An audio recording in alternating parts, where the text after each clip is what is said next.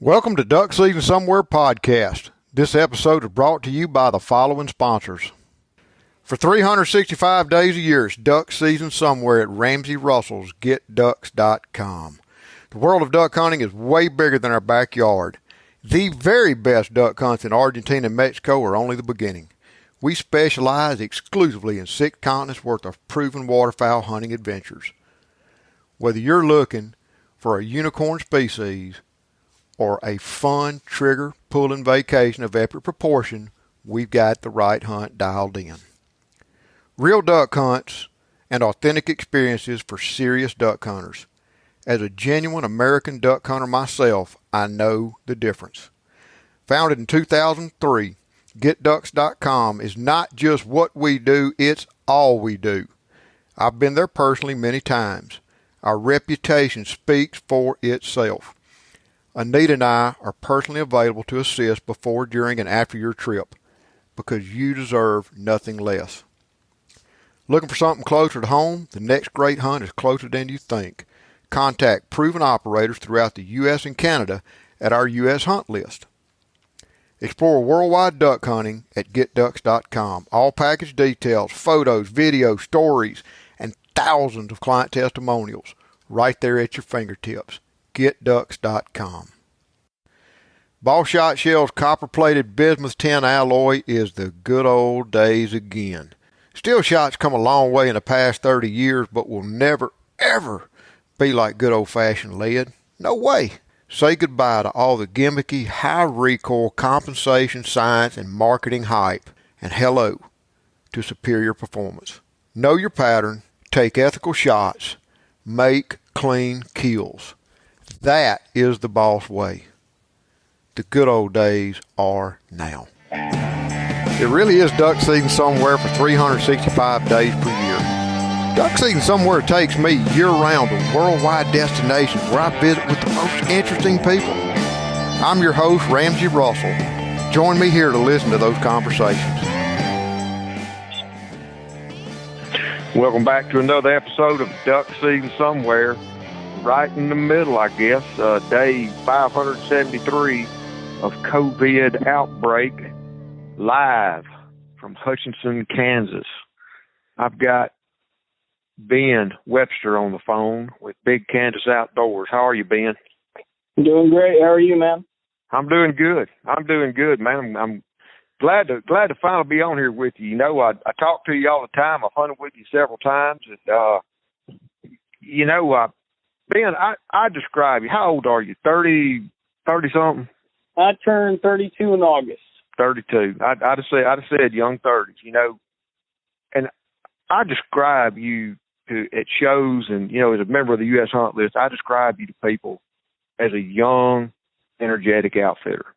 And I like it, man. I like guys like yourself that have got a good program, got your mess together, and work hard. Your staff is young. They're ambitious. I've known you now, I'm going to say 3 years, and it's all the same staff.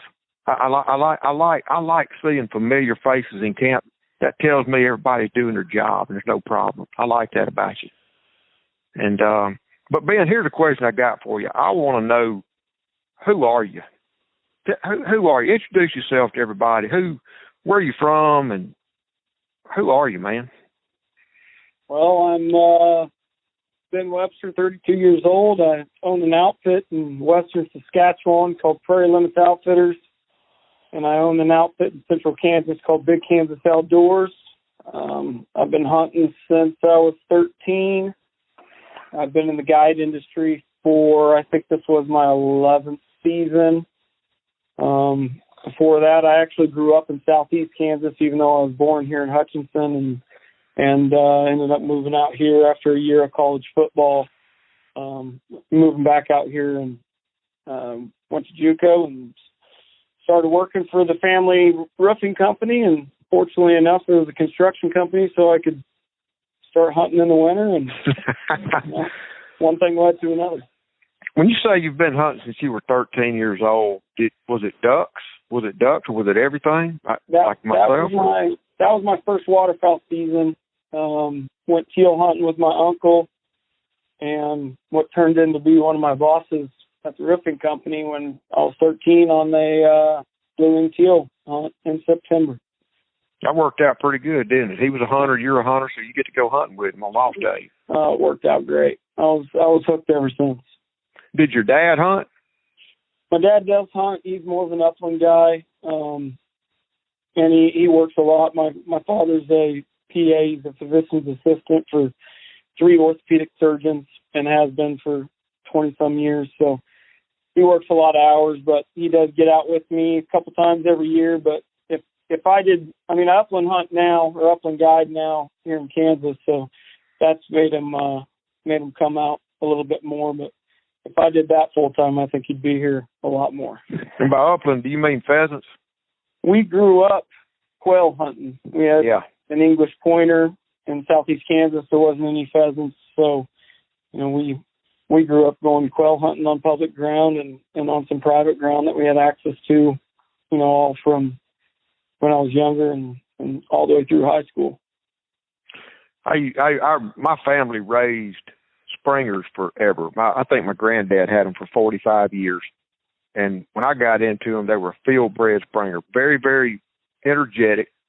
I would teach them the quarter run figure eights out in front of me.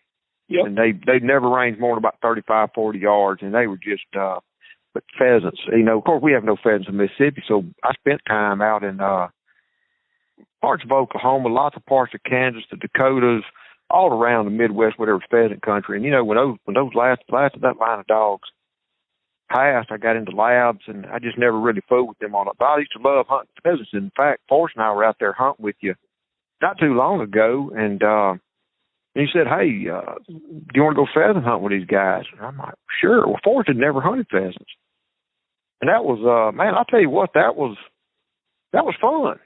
We formed a line, and we pushed some areas, and I told Forrest he'd never been. And we loaded up, of course, before you even start walking very far, I say, be ready. We ain't got 50 yards from a truck. The first rooster jumped up between me and him, and I smoked it. I don't think he ever seen his old man go that quick. In fact, I'll tell you, I usually can't outdraw him. I outdrew him 3 times on that push. And but anyway, that was a lot of fun. We shot we told him. The thing I've noticed is when you least expect it. Yep. And especially when you're coming up to the end of the push and there's nothing but open ag. That last footstep, and then don't tell them what's going to jump out on a pheasant push. They'll sit there and hold so tight. But my favorite is I like to like halfway through or getting close to the end, get the whole line to stop. Everyone be quiet and just wait for a minute. And usually there's, it might be a hen, but there's usually a pheasant that gets nervous because you stopped and they don't know where they're at. So then they'll either bust out in between you or right behind you. And, it's just fun. It's a good time. Duck and goose hunting's totally different. You normally see the birds, you're calling to them, they're setting up, they're getting the wind right, they're pitching in. If they're doing right, they're coming in. It's just take them. Pheasant hunting's not that way. Hardly ever do you. I don't think hardly ever a pheasant hasn't exploded from cover, especially them old roosters that get up cussing. That you don't. Your instinct is just to rock back on your heels when you need to be leaning forward to shoot. So it's like So you got the flush. Is it a rooster or a hen to make the shot? It's a lot to put together in just a mere second. The same thing could be said for wild quail, but they're hard to come by these days. For sure. Fortunately for Kansas, we're having somewhat of a comeback. We went through a bad drought for multiple years, and just the change of farming practices, it really hurt the quail. And the last few years, we're starting to run into a covey of quail on the edge of CRP, and we got some properties just for quail hunting. And if guys actually want to kill quail, John's my upland guide, my main guide for upland, and he can put them on 5 or 6 cubbies, in an afternoon, and that's when it really gets fun, is when you can get into the wild quail like that. Boy, you bet. That's a treat. That's a treat. And oh man, 10, maybe even 15 years ago, we actually found an outfitter up in northwest Oklahoma that was doing wild bird hunts. wild quail. And man, I mean, that was some real good country for wild. In the wet years, it was real good for quail. But what I found out is the true wild bird quail hunters are a dying breed. They're almost become dinosaurs because, normally the guys that grew up cutting their teeth like your dad, like your granddad, like my dad and granddad, on wild birds, they were cut from a different fabric, man. And now the guys that really know the distinction between a wild quail and a put and take quail, they're old. They're older. They're old enough that, logging 8-9 miles through cover to find a covey quail is a little taxing on them. And the younger guys, that they just don't get it, man. They because when you go out to a put and take quail operation, you don't walk very far before you see quail. It's like Moses parting the Red Sea, there's just quail flying everywhere. Yep. That's not the case. And when they get up, a wild bird is fast. But show me an old guy that grew up cutting his teeth on wild quail, and I'll guarantee that guy shoots above average on a duck or a goose. I guarantee he does. Right, those are few and far between.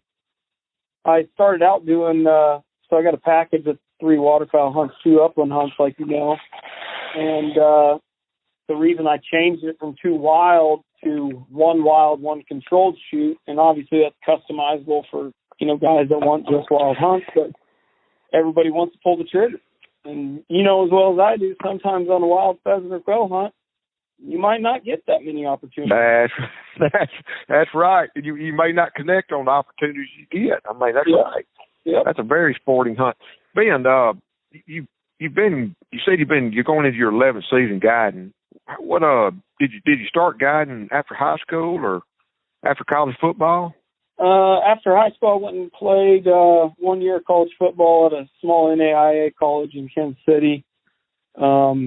And decided to go other ways, and I moved back to Hutch and went to JUCO for year 2, and then I started guiding after that. I started at the bottom, just like all these young kids ask me how can they start, how can they become a guide and what they need to do to become a guide, and you got to start at the bottom. You got to go work for peanuts, be a scout, put in your time. Work hard, learn from the guys that are above you, and, hopefully you're in the right situation, that you're learning from the right people. If not, you need to, move operations and find a better fit for you. But I started as a scout for 2 years with another outfit here in Kansas, and then I met a guy, and we decided to part ways and start an operation, and unfortunately for me, it was the wrong fit, and after 4 years, I finally had enough, and I just went out on my own, and it's been the best decision I've ever had. So it doesn't matter what field you're in. I mean, we're all going to work for the wrong people at some point in time in our lives, and you learn as many lessons in that experience as you do in a good one. I mean, really, you learn what doesn't work. I'll never take it away from him. I learned a ton about hunting. The guy was a straight killer, but, he did a lot of other things that he shouldn't have been doing. So, I learned my lesson in that aspect too, business-wise, dealing with clients, dealing with farmers. So it was, honestly, it was a blessing that I met him and started a business with him, because now my business is thriving, and I feel like for the most part I'm doing everything right. And if I'm not, I'm trying to fix it to where I am. So right on. Well, tell me, when did y'all start Big Kansas Outdoors? This year was, what year was it?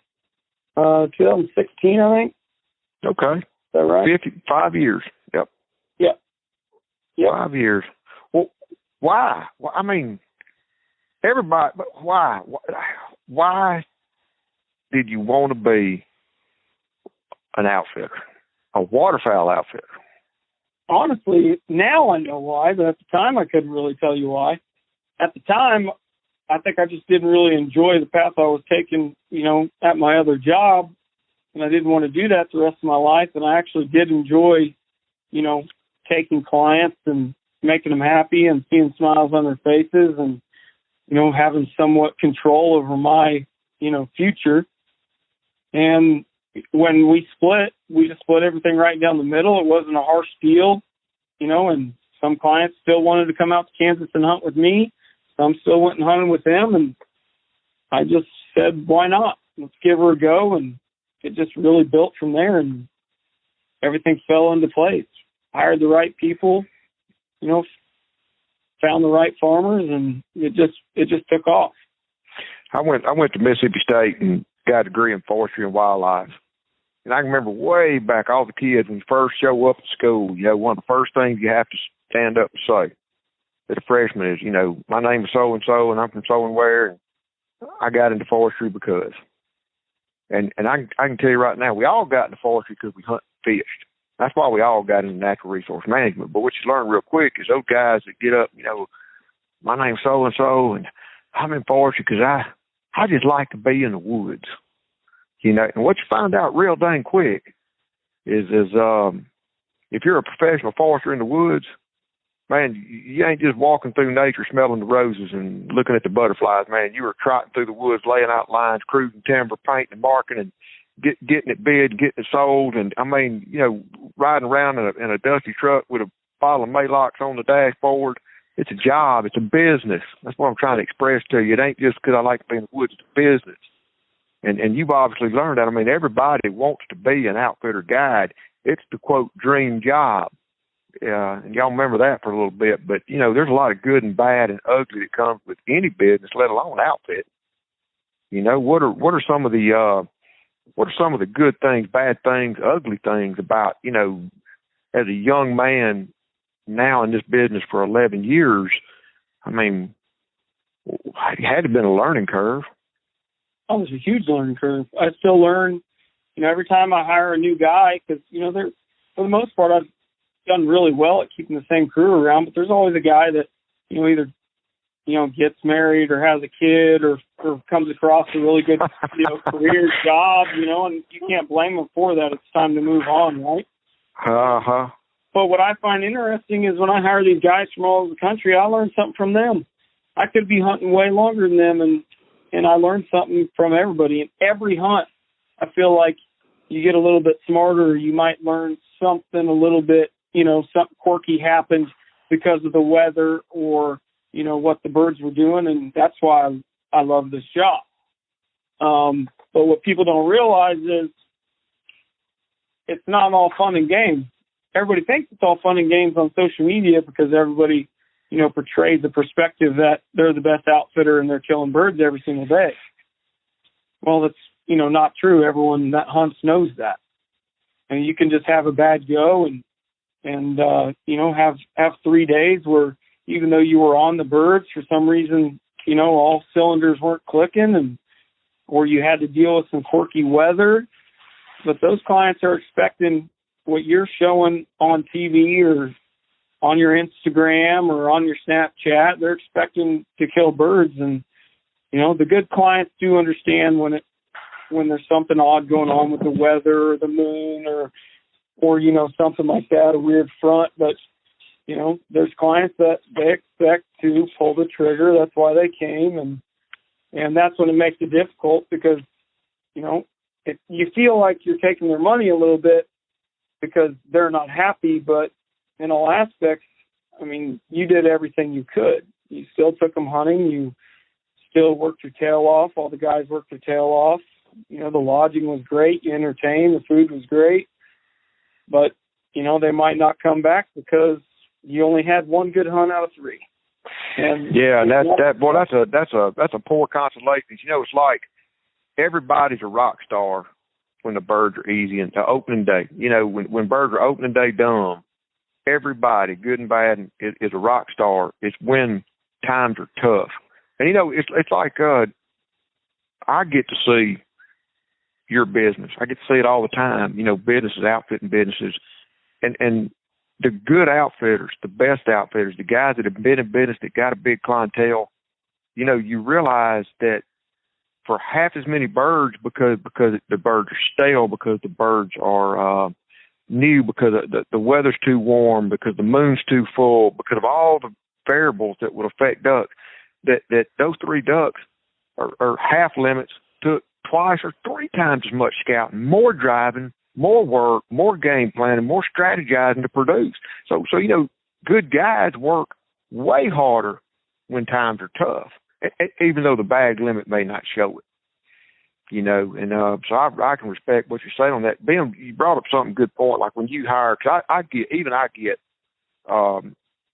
emails or inboxes all the time. People like what we do, what it looks like, what we do, on the Instagram page and stuff, and they send me an application, or do I know anybody hiring?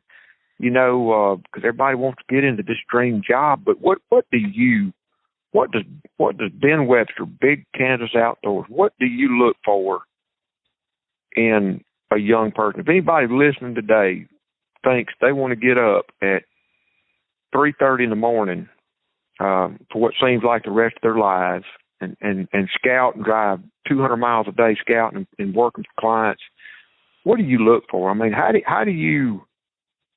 what do you look for? How do you know, okay, I think this guy's worth taking a chance on? What do you look for specifically? A lot of it's gut feeling, but I've changed over the year. I used to want to find the best caller, a guy that's done it for a while, has a good dog. And I've kind of changed, obviously that's important too, but I've kind of changed to, I want a guy that's just got a really good attitude and is willing to learn. So, I base heavily off the references. Obviously, I want them to be able to flow a call. I want them to know somewhat how to hunt, but majority of the guys are going to start out with me as a scout, but I'm going to call the references because, talking about the good, bad, and the ugly, when it gets ugly, you don't want a guy that goes down in the dumps and can be moody and pouty because the hunting's not good, because that's not going to get us anywhere. And heck no, that's contagious too, man. You start getting pouty and moody, it gets contagious with the clients. You got to keep their spirits up. Exactly, and it's contagious within the team. After 3 days, the clients are going home. We're not going home. No. If it's a drought, a full moon, and you've had the same birds for a month, well, it could be a little bit before you get into them. Could take the right weather, or it could take a new push, and that could be a few days away. And if everyone's, pouting, that's not going to get us anywhere. You got to, if you can stay up and just keep grinding, keep working, you'll come through on the other side, and then you'll go back to the top of the hill where everyone's flying birds, everyone's happy. That's when it's easy. It's the guys that can do it when it's not easy and still, have a good attitude, still somewhat enjoy it. Obviously we all want to kill birds, and it sucks if you go on a bad spurt for a few days, and anyone that says they don't is a liar, but it's just part of it. It's hunting. If it was killing, everyone would do it, but it's not. I would tell any high school age or college age kid listening that thinks he wants to do what you do. And I have said this to young people, that have asked, I sure would like to get this job. And I very, very much believe this. I don't care how good a caller you are, you might be the Daniel Boone of the world duck killing. You might be the duck killing someone. Everybody that's in this business, it's a hunting business, but more importantly, it's a people business. And I have said 1,000,000 times, you want to be in this industry? Here's what I'd suggest while you're in high school would be, go get a job at Hilton. Go learn the Hilton way of how to take care. Oh, your light bulb needs changing? Yes, sir. Oh, it's too hot in your room? Yes, sir. Go be that guy that can take care of people. Or get into go be a waiter. Go do something that has to deal with people. Because, when times are tough, and they will be, my job, your job, any job, but hunting business, man, this is, guided hunts are Christmas for adults. We know there ain't no Santa Claus. We're saving our money and we're going on a trip. And we do expect, because we travel hours to get there, we do expect the ducks to magically pile up like they do on social media all the time. And they don't, because they're migratory birds. You want a guaranteed hunt? Go shoot canned pheasants. You know what I'm saying? But to hunt wild birds, it's a game, and it takes diligence. And I've always said, clients, you can't let them get into their heads.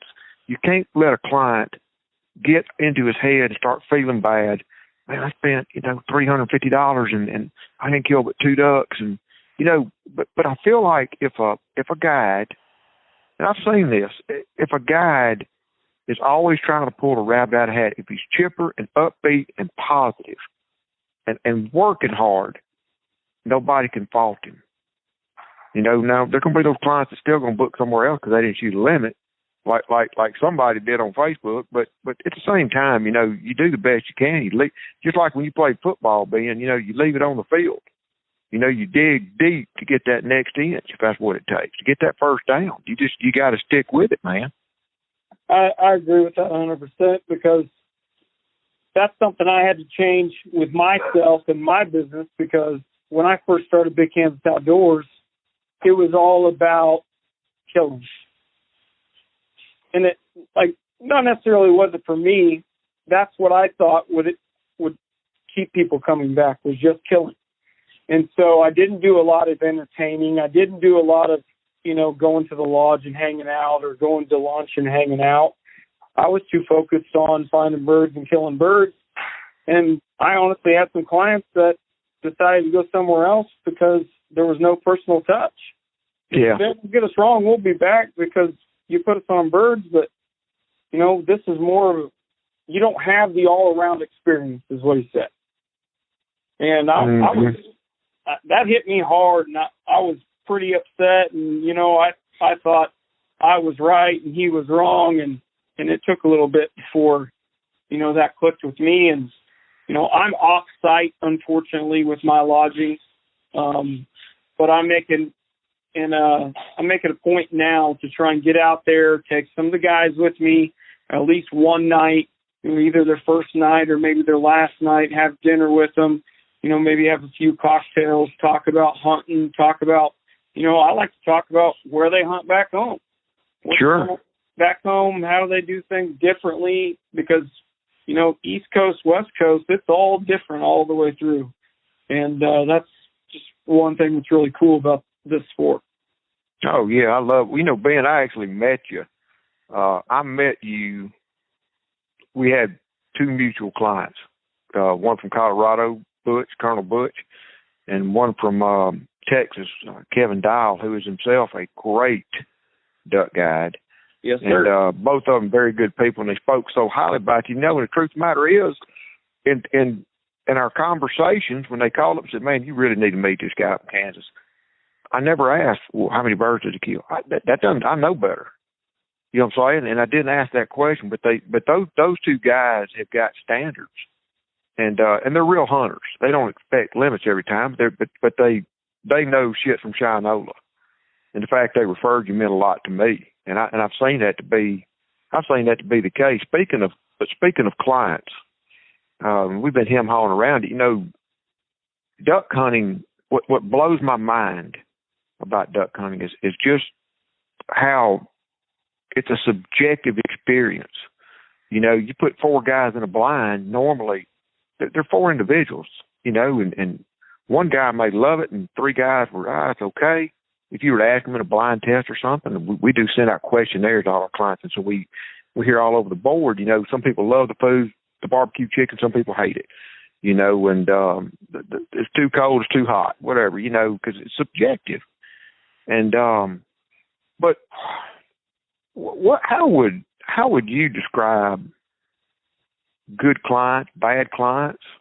And I don't mean guys that don't come back, because even in my business, I know I've got clients that they go to one spot, say in Argentina or Canada, wherever, and they ain't going nowhere else. If they had a good time one time, they're gonna stick with it. But most hunters, they hop around like birds. Birds migrate, and hunters like to migrate. They've been here before, so they want to see greener pastures, something new, fresh territory.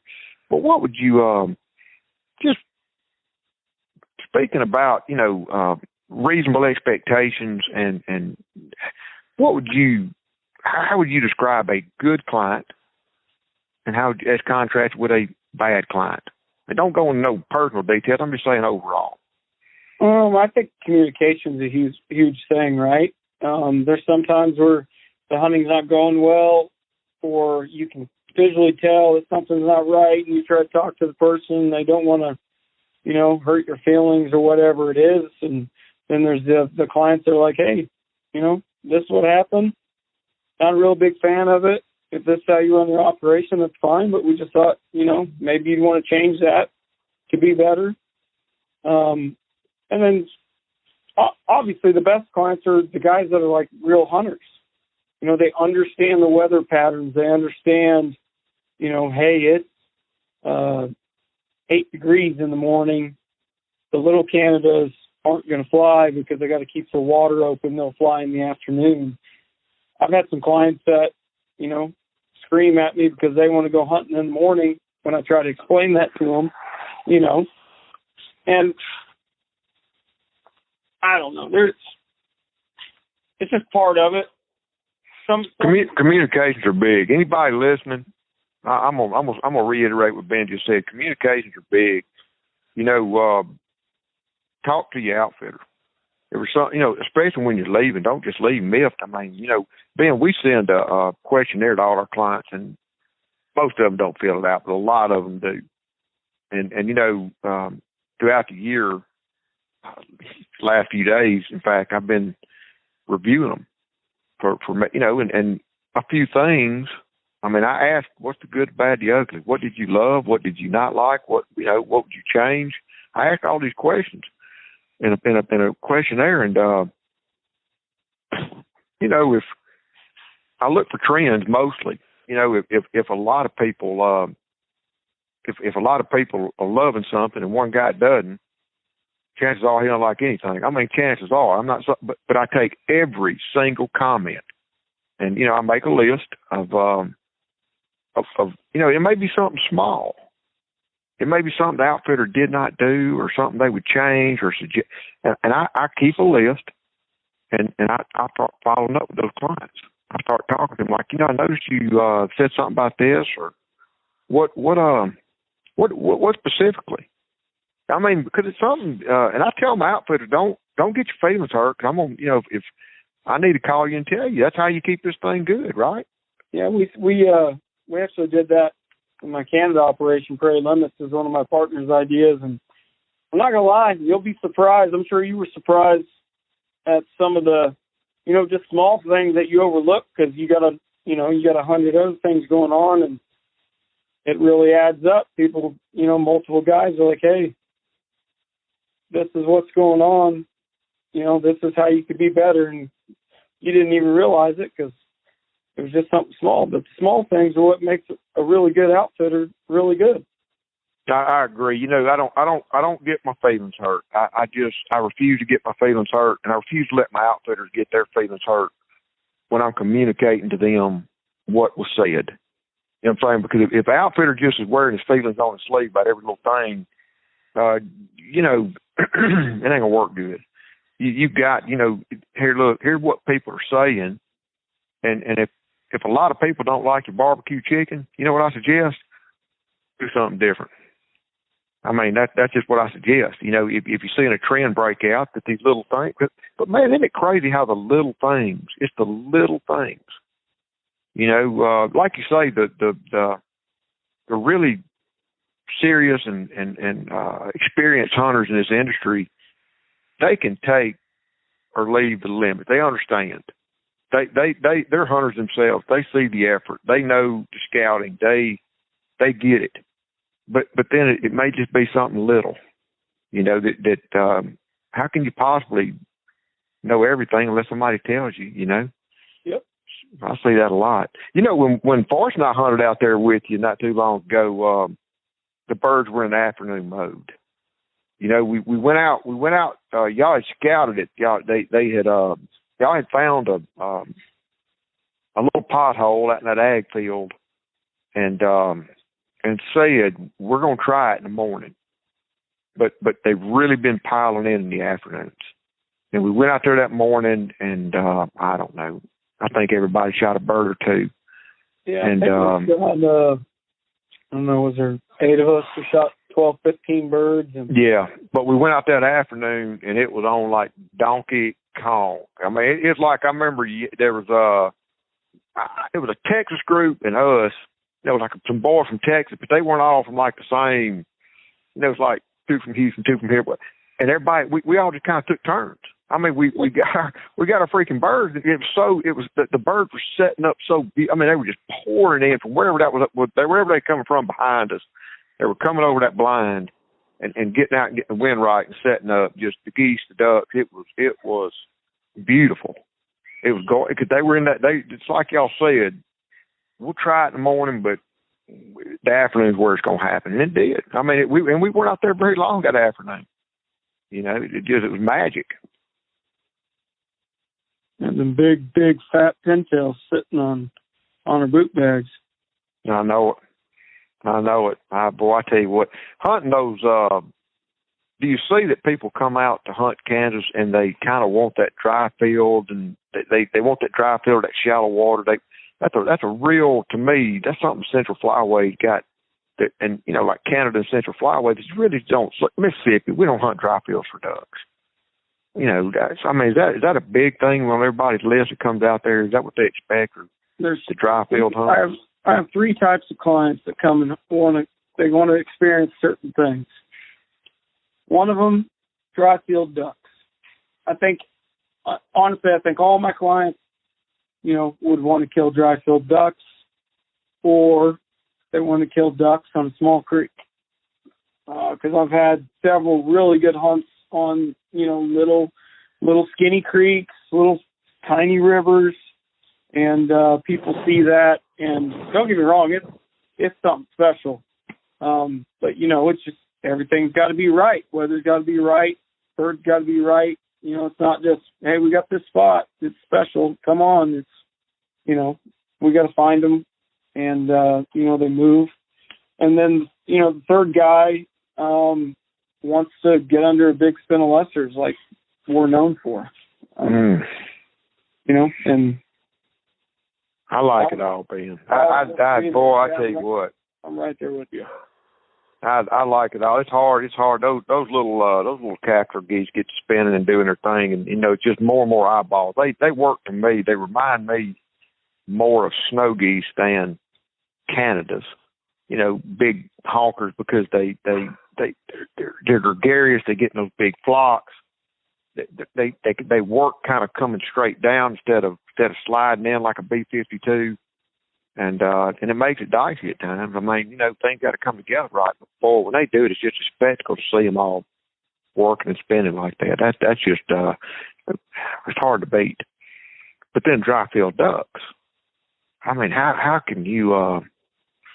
I can say I might never shoot another duck again over water if I could consistently shoot them over dry fields like that. That's just hard to beat. My dog loves it. Dogs love dry fields, don't they? Oh yeah. Everybody loves it.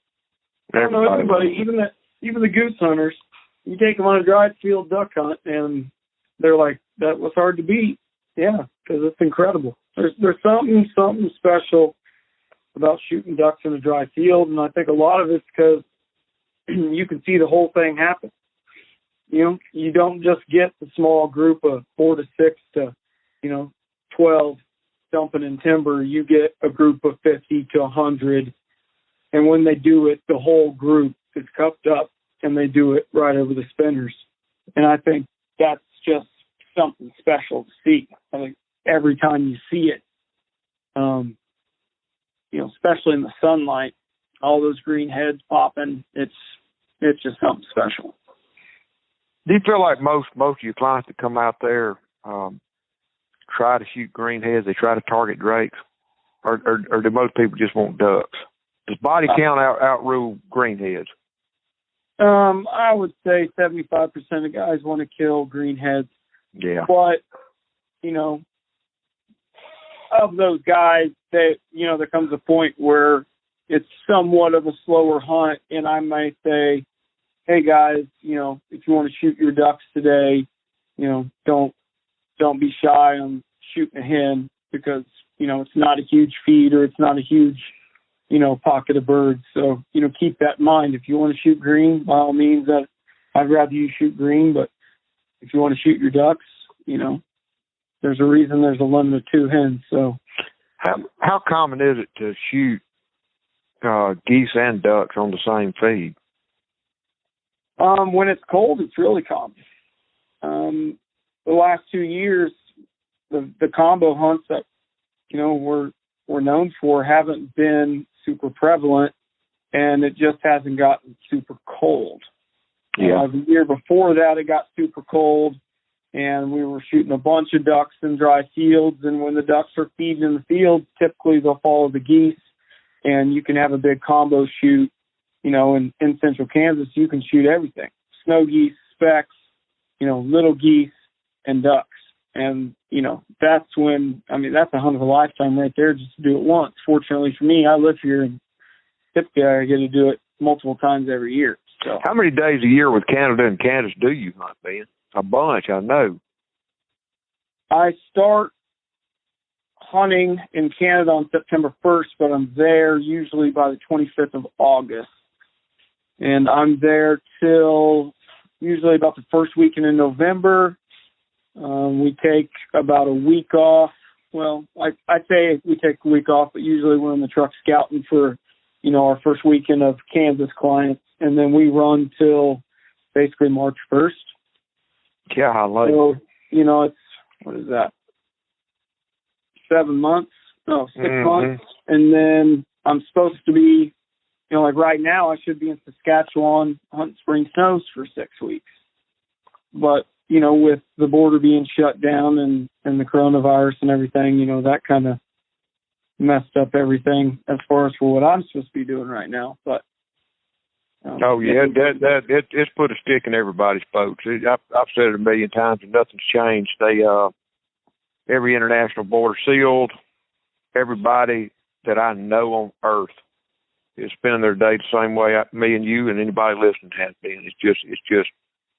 It's different, right now. But what's too bad? And I'm using the opportunity, to take a break. Lord knows, I feel like I needed it, and I'm ready to get back on the road, but it'll come soon enough. I feel like, I do.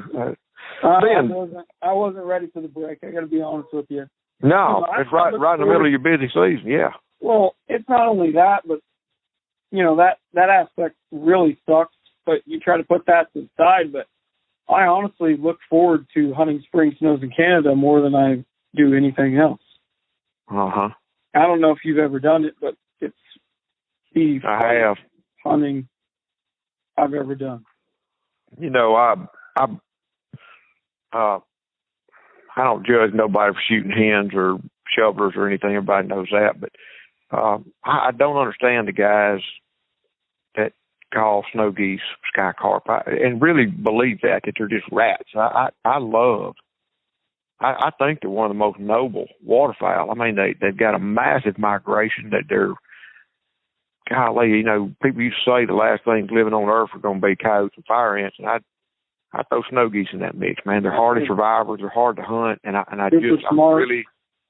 really enjoy hunting them. I like hunting them in the fall.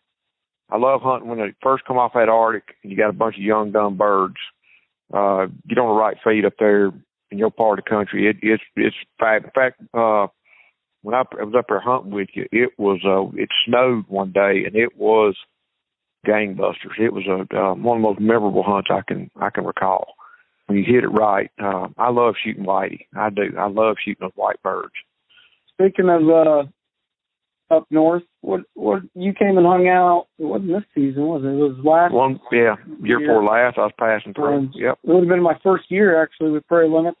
What was your take on my whole operation out there? Obviously the lodge is still somewhat partway under construction, but she's finished. No, it was great. I loved it. It was a nice part of Canada, beautiful, and I loved it, and had a great time. We shot geese, shot some ducks, shot everything. It was just a wonderful, wonderful hunt.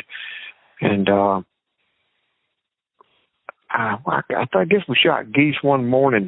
It may have been the morning it snowed. In fact, I think it was. And I'd been on the road several weeks and took the afternoon off. And you come by and said, "Man, I think you ought to come out and shoot ducks this afternoon. It's going to be fun." I said, "Nah, I think I fried ducks and geese that afternoon instead.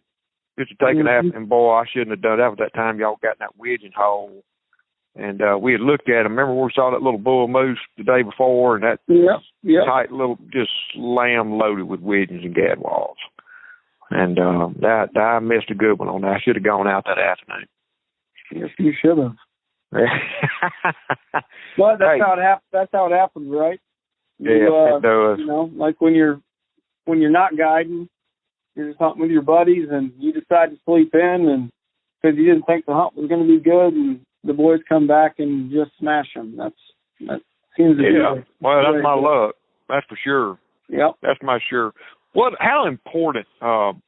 Everybody saw the podcast and Ryan Morton's podcast and blew it up and everything else. But to you, as a guide and outfitter, how important are tag birds? Well, I mean, how important is it to you to not get a felony? Exactly. It blows my mind how when that subject comes up online today, if I post it all the time when I'm traveling, buddy, I'm posting it up. This dude abides, you know, and wow, I mean, so many people are unaware of that, and they think it's just a guide thing, but it's not. Somebody said, "Well, when did they start that rule?" And I said, 1918. What gets me is the guys that say, "Oh, the guys don't have to do that," and you know, whatever state they're from, and I'm like, "Yeah, they do," you know, but yeah. You don't want to argue with them, you know, because they're a client, but you know, it's a federal law. People don't realize it. You know, even when you and Paul go out and shoot your 12 ducks or 10 ducks, however, whatever your limit is, technically you're supposed to tag those birds when you're traveling. You know, they don't obviously crack down on civilians as hard as they do outfitters, but if you're doing something else wrong, they're going to crack down on it. Yeah, well, I've seen it firsthand in the South. I've seen where, you know, Paul and son Junior go into a restaurant, and you know, all they're 12 ducks or 8 ducks in a pile in the back of the truck. You know, I've seen that. I've seen tickets written. I know people that it's happened to. I know guys that have come in from a boat ramp. Say 6 guys come in, they even have a full limit, and shake hands because some of them going to run to town, go to the store, and get groceries for camp, and the rest guys going to pull off a truck with everybody's ducks untagged and go to camp, start cleaning. Yep. And get stopped a mile down the road, and they're twice their limits now that there's just 2 of them in the truck. That was a huge case, and you know, really start getting around hunting camps. I mean, I'm just talking hunting camps, buddies, you know, camps. I don't know that I can remember the last time I went to a hunting camp that birds weren't tagged. You know, I mean, it's just they're in my pack now. I tag them, and oh, you ain't got one? Here you go. Tag it. Don't put them back in my truck without a tag on it. Yep. It's as easy as this, guys. You don't have to buy tags. You can have your own tags made. You know, for your outfitters that don't want to, you know, buy toe tags. You know, there's nothing wrong with toe tags. He's got it all figured out. But you know, there is also a cheaper route as well. But you know, for anyone else, it's as easy as buying some 12-inch, 14-inch zip ties. Zip tie all the necks. Put a tag on. You need name, date, address, and signature, and species, and the quantity of species, and you're good to go. Hey, speaking of, this is a funny story about tagging birds up in Canada this year. We were, I was up there with my U.S. Hunt List outfitter, and one of my U.S. Hunt List outfitters in Canada, and we were, I mean, I think there were 6 of us, and we just had a slammer of a honker hunt. And we were out there laying them big old sky pandas out and getting them in rows of 8, you know, 8, yep. 8, like that. And I was bent over and, you know, counting birds and getting them arranged all pretty and stuff. And some guy walks up, and I just assumed it was one of the folks with us. And I looked over, and it was freaking law enforcement. I mean, we weren't doing nothing wrong, but I still flinch. You know, it's like when you step over. It doesn't matter if it's just an old rat snake. You see a snake and you jump, you flinch, you know. Oh, and just past the cop, even though you're going under the speed limit. You still take your foot off the gas. And so I said, "Hey, how you doing?" He said, and he saw me putting tags on. He goes, "What are those?" I go, "Well, they're tags." He goes, what for? He was provincial law enforcement. Yep. And I go, well, because that's your law. And he goes, it ain't my law. I said, well, it's your federal government's law, I can tell you. And so we tagged, you know, at the end of each row of 8, everybody had their signature and had everything tagged. But see, the local guy. But it's the federal stuff, man, you know, and if this guy in the states can enforce it, but if it's feds, man, it's the law. And you know, it's just to me, it goes back to, you know, the details of being a professional guide and outfitter. There's a, you know, it looks easy. All right, I'm gonna go set decoys, set a blind, scout some birds, and go out and shoot a bunch of birds and have a good time. But there's so much that goes into that event, and there's so much that goes afterwards. You know, the details, the I's dotted, T's crossed, making sure everybody's happy, making sure everybody's legal. I mean, there's a lot to it, you know, and there's a whole lot to it than just going out and having a good time. But Ben, tell me this, COVID, what do you think, or how do you feel? How has it affected you? I mean, obviously, spring snow geese can't get over there to Canada. I read something out of Canada a couple of weeks ago that with the bear and spring waterfowl closure, it was going to cost, COVID was going to cost Saskatchewan $129 million in revenues. So I know, you know, yeah, it's having an effect in the spring, but have you seen any effect or felt any effect going forward into the fall? Not yet. We've had some clients reach out, you know, what's the policy if we can't get up there? And, you know, we're honest with them. If we're hunting, if we can hunt, if we can get across the border, we're hunting. If Sure. we can't, your money's good for the next season. Right. You know, we'll push your dates to the next season. And, you know, people are like, oh, well, that's good. You know, you're not out any money, but you are. That's still lost revenue. You know, you didn't make that money one of the years. It's just the right thing to do. You know, the guys that are taking people's deposits and making them do another one, that's going to hurt their business for a long time. Yeah, I've seen that. I've seen that, especially down in Latin America, Argentina. You know, I talked to a team last Wednesday or Thursday, and this team especially was just told, oh, see, senor, you know, that's an act of God. That's not my fault. And you forfeit, $20,000 in deposits. That'd be a hard freaking pill to swallow right there, and I'm going to tell you. And, yeah, that opportunity cost for next year, what can you do but put them on the books? Have you had anybody cancel on you yet, Ben, if they just said, look, man, you know, I hadn't worked, I hadn't done this, we just can't make it this year? Have you had any of those teams? I've had 2 groups cancel on me for Kansas 2021, I guess, is the season coming up. You know, groups that have came with me for a couple of years, too, and they just said, look, man, some of us are furloughed. You know, some of us are wondering if it's the right choice to, you know, send a deposit and spend, you know, that money with not knowing what's going on. And I can't blame them. I mean, no. I just tell them, look, if you guys change your mind, give me a shout. Maybe I can squeeze you in, or, you know, I'll see you in the year. You guys stay healthy, have a good hunting season. That's right. That's what exactly right. As far as noticing the difference, without COVID, I usually get a couple of emails and a few phone calls every single day, whether it be for Canada or whether it be for Kansas. And this past week, it's definitely picked up. I finally got some calls from new clients, also existing clients. But there was 4 or 5 weeks there where I only got 3 calls in 4 to 5 weeks, and they were from existing clients only. I mean, not an email, not an Instagram message, not a phone call. I only got 3 phone calls from existing clients, you know, that are well off, doing well, you know. Older. I'm gonna guess they're on the older end of the spectrum too. Not the 20 and 30-year-olds, but probably the 50, 60-year-olds. Yep. Yeah. Yep. You're right. We're seeing the same thing. You know, it got real quiet in March, which is typically a pretty quiet month anyway, but that's when everybody's attention was on TV and 2.2 million deaths and the world's going to end and everything else, you know. And wow, the last couple of weeks is for April, which is typically a pretty slow month.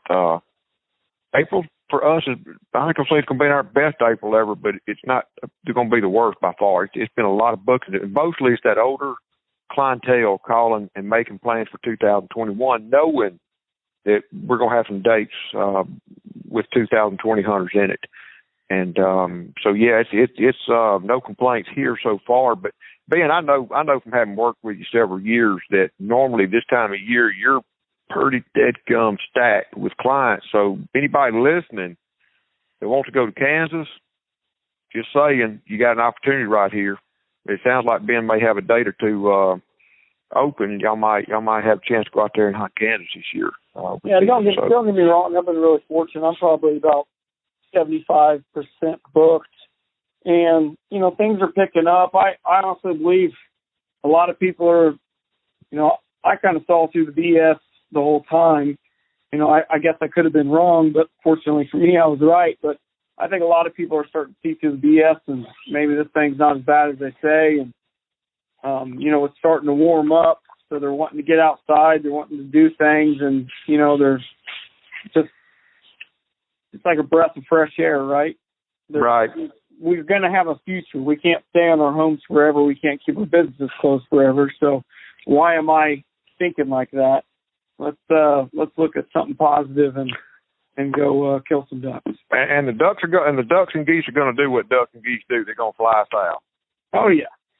You know, it just a matter how cold they're going to get up north and how far south and how hard they're going to come. They're going to fly south. So that's something to look forward to. All right, Ben, you know, I'm going to name this episode The Dream Job. That's what I'm going to name it. Ben Webster, The Dream Job. We've been hitting all around your guide business and everything else. But look, I opened up a couple of days ago and saw this little video series y'all been working on called The Dream Job. Tell me about that.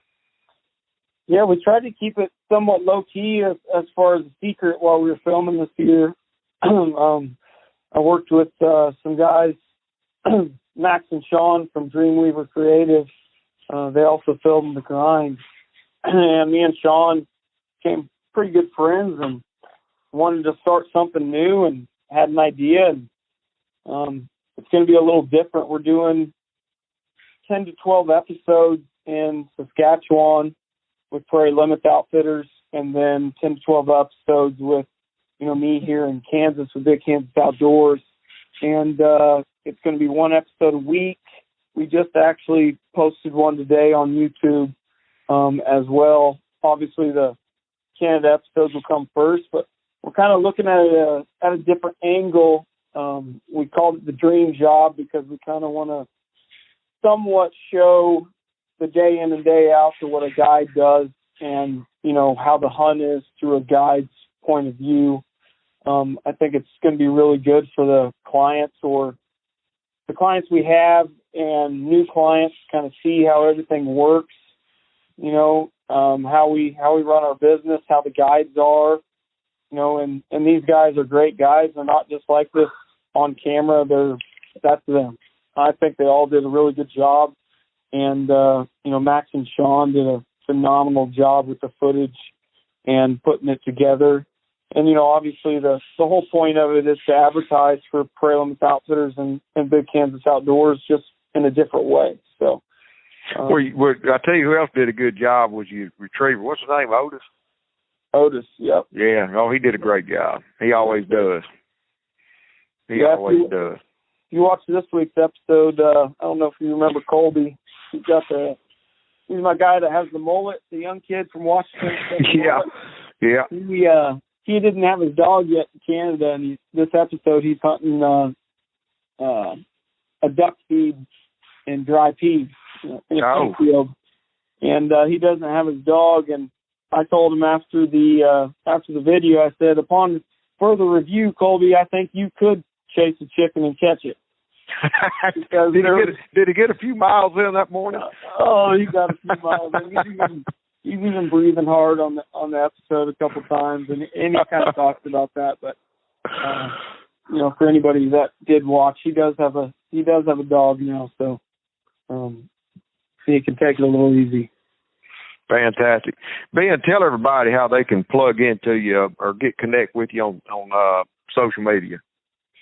You can follow our Instagram and Facebook pages, Big Kansas Outdoors, Prairie Limit Outfitters, and then our websites are easy. It's www.bigkansasoutdoors.com and www.prairielimitsoutfitters.com as well.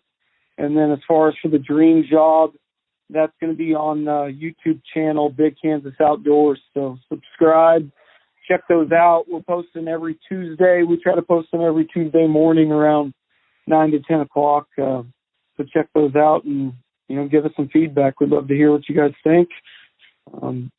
Really good content, really good bird footage. It should just be an all-around really good website series. So, well, Ben, I sure do appreciate catching up with you tonight, and appreciate having you on. I appreciate you telling me all about Big Kansas Outdoors and about what it's like to work the dream job in reality. And guys, thank y'all for listening. We'll be back next week and or next episode, I should say. Again, thank y'all for listening. Y'all can hook up with me at Ramsey Russell. Get ducks.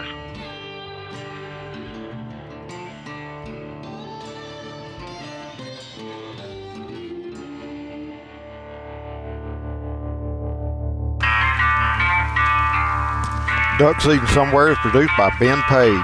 Original soundtrack by our friend Cody Huggins.